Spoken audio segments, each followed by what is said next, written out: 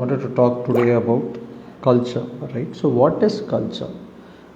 Culture means கலாச்சாரம்னா தமிழில் சொன்னால் கலாச்சாரம்னா என்ன? கலாச்சாரம்னா values, okay, values, norms, material goods, இது இல்லாமல் சிம்பிள்ஸ். ஓகே, சில வேல்யூஸ் இருக்குது. நம்ம வேல்யூஸ்னால் என்னென்னா இது சரி, இது தவறு அப்படின்னு நம்ம நினைக்கிறோம். இந்த மாதிரி பண்ணுறதுலாம் சரி, இந்த மாதிரி பண்ணுறதுலாம் தவறு. So that is called values. So values are ideas held by individuals, groups about what is desirable as good or bad. And there's something called norms. Norms, now the rules of conduct, which is acceptable. We accept certain behavior, we don't accept certain behavior. For example, say I can wear say dhoti in Chennai or Tamil Nadu. So if I go and wear dhoti in say Switzerland, it will look very odd, as you know, the weather and so cold and snow and all that. So it should be culturally appropriate. Not only your dressing, the way you behave and all that. And material goods, okay, it refers to physical objects.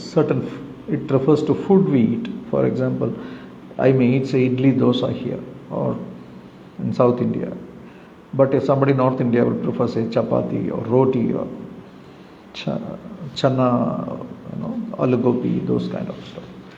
Or say somebody in Japan say eats rice and something like that. Somebody in China then eats noodles, or somebody in say UK eats pizza or burger. So these are all the cultural differences. So again, the clothes we wear, as I said, like I may wear dhoti in Tamil Nadu, or saris, females may wear saris, but in UK or somewhere else they might be wearing say a suit or a gown, or in North India a female may wear say salwar kameez, a guy may wear say pajama, pajama kurti and those kind of kurta, those kind of stuff. It's so there are a lot of cultural differences, what we wear, what we eat and all that. But the global differences are coming down, right? Because of globalization. There's something called globalization happening. So I can wear a suit today, that's no problem. Similarly, say a foreigner lady or foreigner guy can come and wear a dhoti or a sari, that's no problem, they can do that.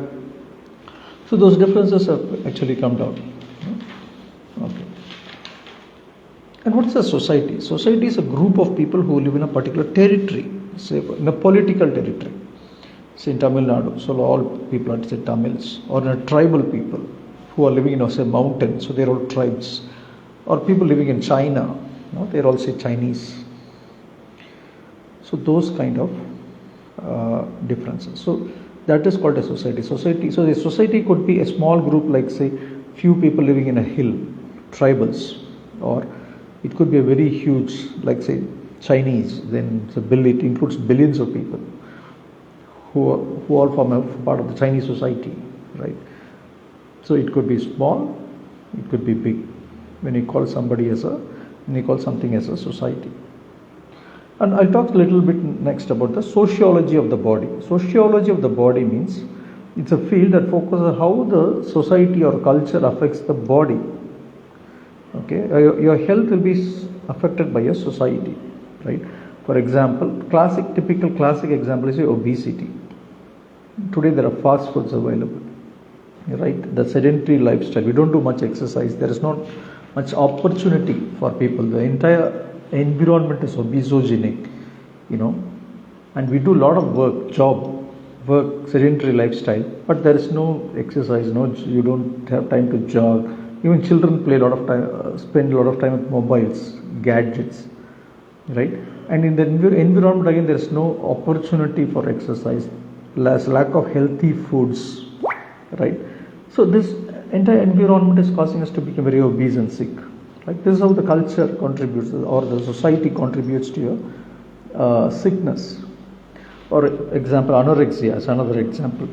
Like we all look after the models, especially females. They look after models who are very thin, and the average model is 25% has less weight than an average person. So you look at a very thin person as an ideal, and then you want to become like the thin person. So that could be one of the psychological reasons why somebody becomes anorexia. Okay.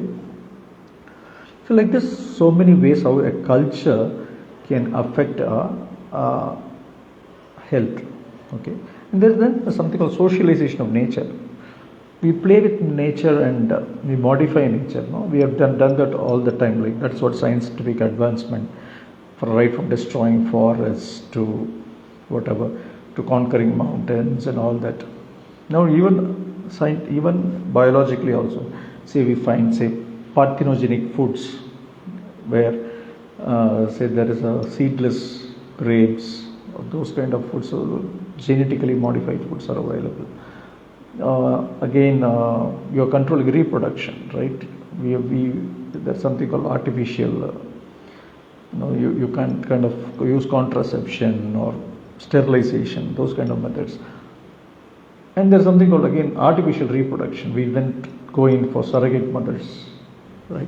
So this is how we are kind of trying to control. And again, when a person becomes sick, what is happening when a person becomes very sick? Again, the culture of the society helps him to recover. We kind of acknowledge the sickness. We kind of, okay, you are sick, take some leave, take some time off. He's not functioning, then his support and then help him to recover. So that is also part of our culture. So that's what today I wanted to talk about, how culture and health and the intellect. Now I'll go